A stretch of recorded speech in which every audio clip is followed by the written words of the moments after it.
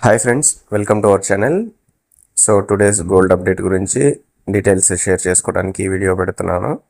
So ఇవాళ మనం discuss చేసుకున్నట్లుగానే major correction అయితే ఎటువంటిది గోల్డ్ ప్రైస్లో రికార్డ్ అవ్వలేదండి. సో 17 రూపీస్ మాత్రమే ఇంక్రీజ్ అయ్యింది. ఇది ఒక మేజర్ కరెక్షన్గా అయితే మనం చూడాల్సిన అవసరం ఏం లేదు.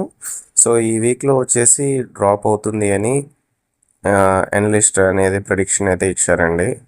సో చూద్దాం అది ఎలా ట్రెండ్ అవుతుంది ఏంటి అనేది. ఈవెన్ ఎంసీఎక్స్ స్టాక్స్లో కూడా సేమ్ కరెక్షన్ అయితే ఏమంత లేదు. సెషన్ 1లో కానీ సెషన్ 2లో కానీ సేమ్ ఈక్వల్గానే ట్రెండ్ అవుతూ వచ్చింది లాస్ట్ వరకు కూడా.